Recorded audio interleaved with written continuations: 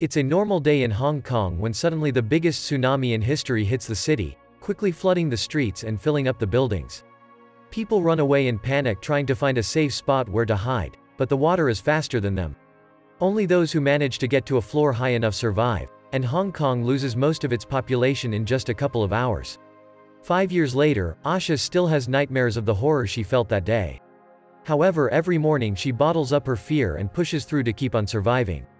She's living in a high building that is in ruins, and she takes advantage of the trash to keep her things hidden from potential enemies. She's been savaging anything useful for the water for years and has created hiding spots all over the apartment, like making a hole under the couch cushions. Every morning, she goes to the roof and gets some clean water from her secret stash, which is also carefully hidden. After drinking some tea, she listens to the radio, but she ignores the recorded message informing about a government shelter with supplies and chooses music instead. She's careful to use headphones to avoid making extra noise. Next, she uses a towel to gather the morning dew, which she adds to her stash of water bottles. She also measures all the bottles to keep track of how much clean water she has left, and she can't help worrying because it hasn't rained in a while. Once her chores are done, she eats instant noodles while remembering the beautiful restaurants with delicious food she used to visit with her friends.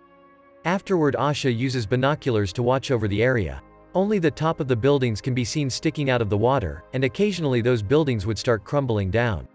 She also makes sure that the few surviving neighbors are still in their apartments. Suddenly she sees a box floating in the water and rushes to a different window, where she's installed a makeshift harpoon-like mechanism that she uses to scavenge. With one quick shot she manages to catch the box, but when she tries to pull it in, something in the water drags the box down and makes her hit the edge of the window, hurting her arm.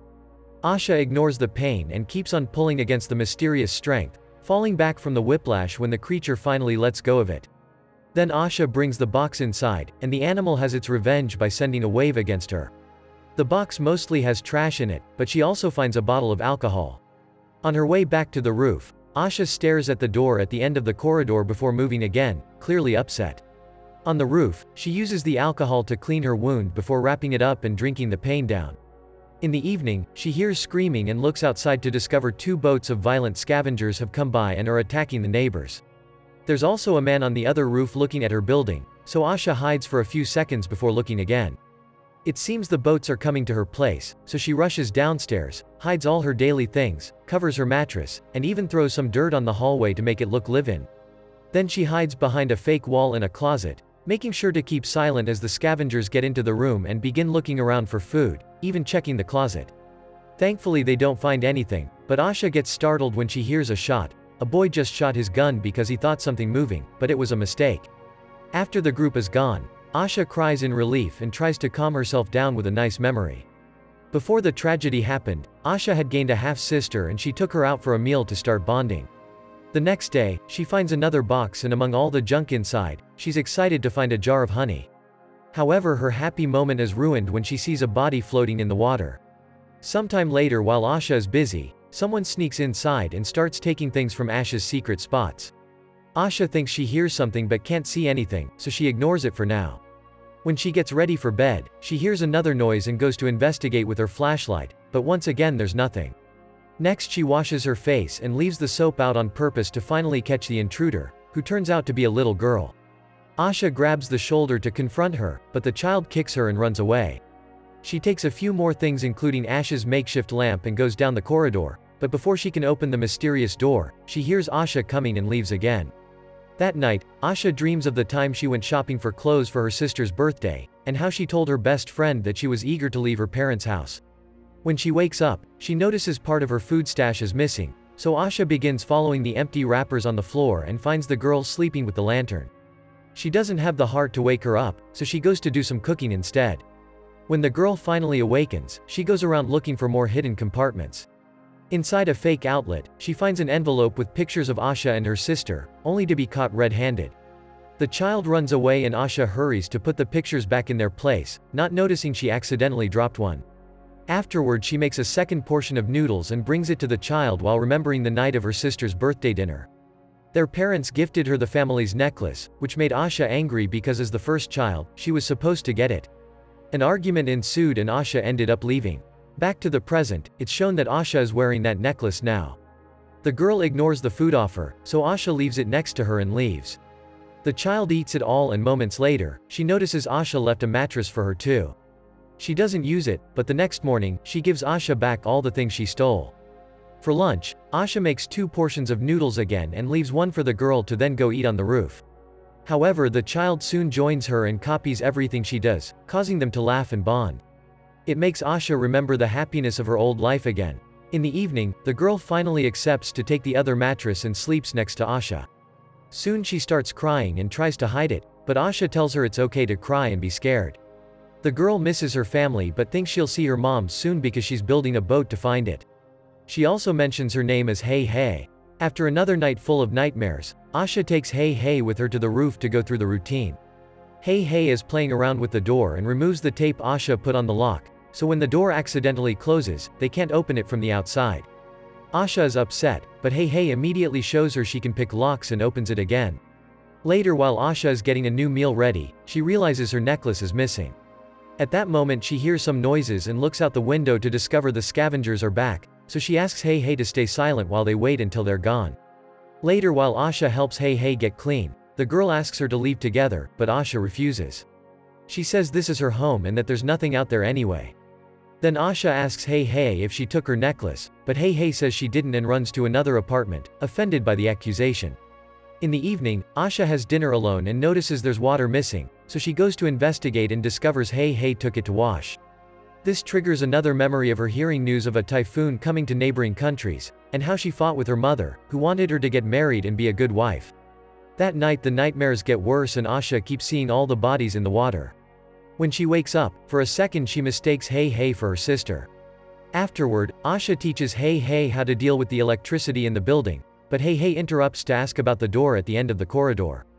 Asha asks her to ignore it because that room stinks and if they open it, the smell will spread everywhere. Another memory shows Asha watching the news, which was reporting the complete destruction of Singapore by the floods.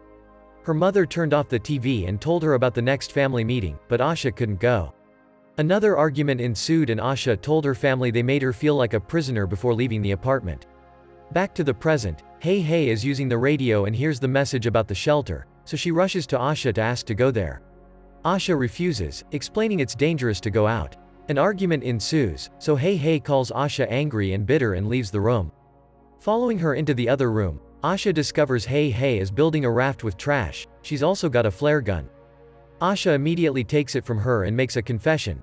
Some time ago, she tried to leave, and the situation out there was so horrible that she had to come back. After they reconcile, Asha remembers how her sister followed her out of the apartment after the fight with her parents, asking her not to go. Asha explained it was time for her to move out, but she promised they would still hang out. The next morning it's finally raining, so Asha and Hey Hey rush to the roof to gather lots of water and put it away properly. While they're working, Hey Hey notices that Asha's necklace had simply fallen. Then Asha discovers the photo that got left behind and she's overwhelmed with memories, so Hey Hey comforts her and reminds her they have each other. When Asha goes to bed, she's surprised to find something under her pillow. It's her necklace, which fell because the clasp is broken. Feeling bad about how she treated Hey Hey, the next morning Asha begins working non-stop until she manages to build a raft. Hey Hey gets super excited, and Asha remembers the night of the argument again. Her sister was trying to tell her she left the necklace in Asha's jacket when suddenly people in the street started to run in panic because there was a huge tsunami behind them that hit the streets in seconds. Back in the present, Asha decides to gift Hey Hey her necklace. Sometime later, the duo gathers supplies to get the raft ready to leave. Hey Hey is listening to the radio and the headphones accidentally disconnect, causing the music to loudly echo in the room. Asha rushes to turn it off, but soon they hear the voices of the scavengers outside. Panicking, the duo rushes to hide all their personal objects as fast as possible. Then Asha pushes Hey Hey into the hole behind the fake closet wall. There isn't enough room for both of them there, so Asha will be hiding in the stinky room. Soon the scavengers enter through the window, but Asha hides just in time in the stinky room, where she finds her old family pictures because this is her old apartment. The scavengers start a much more violent search this time, destroying anything they could find including the raft. A guy comes to the stinky room and gags at the putrid smell, but he keeps moving and removes some old sheets only to find the bodies of Asha's parents, causing him to puke. At the same time Asha throws out too while remembering the night of the tragedy. The wave was taking down everything in its path, killing dozens of people per second. Everyone started to push each other for a chance to survive, so Asha dragged her sister into a building to take the stairs, but soon the crowd was following them. Back in the present, the scavengers are taking all the food and staring at Asha's pictures. The boy finds the closet and notices something weird, so the other scavengers help him move the fake wall and they capture Hey Hey. Asha hears all this from her hiding spot in the stinky room and once again has a flashback. When they were going up the stairs, the sister tripped and fell behind, so she was trampled by the crowd. Asha was panicking and kept on running, not noticing her sister was missing until she made it to the roof. Suddenly Asha hears a scared Hey Hey tell the group where she is and the scavengers quickly find her, knocking her out. When she wakes up, Asha is tied up and the foreign scavenger tries to take advantage of her, but at that moment the leader calls him over. Moments later, Hey Hey and all the supplies are taken to the scavenger's boat. Asha is soon dragged out too and looking at Hey Hey reminds her of her sister, making her realize she can't make the same mistake again. She pulls at the rope, but the guy pulls back and makes her fall into the water. Luckily there's a broken CD nearby, so Asha uses it to attack the man, which causes him to angrily try to drown her. After some struggle, Asha finally reaches the flare gun in her pocket and shoots the guy, killing him. The other scavengers hear all the noise and come back into the building, but they don't see Asha. As the group splits to search, a big guy hears Asha cry and comes after her, but this is part of her trap. She makes him fall with some rope, then uses a guitar to beat him to death. Next, she takes his knife and runs into another room to turn on the radio. Soon a scavenger follows the noise and Asha jumps on him from behind, stabbing him with the knife. It's not enough and the guy starts fighting Asha, throwing her on a mattress to try to choke her. Thankfully she manages to reach the knife and starts stabbing him repeatedly until he's dead. Then the female scavenger also hears a noise and finds a can with fire inside. Asha surprises her by throwing oil on her and pushing her into another room, where she sets her on fire before blocking the door to let her burn slowly. The leader hears her screaming and moves in that direction, but when he takes the stairs, Asha jumps on him to stab him. Another fight ensues during which the leader hits Asha a couple of times before trying to choke her. Asha continues to struggle and reaches up to grab the light tube, causing darkness to take over as she beats the guy to death with it. When she turns on her flashlight, the boy shows up and opens fire, so Asha immediately runs to the roof. The boy goes after her and as soon as he steps outside, Asha closes the door after having removed the tape, trapping the scavenger on the roof. The boy starts begging for help with an innocent voice and Asha considers taking pity on him, but soon he starts shooting at the door so Asha leaves.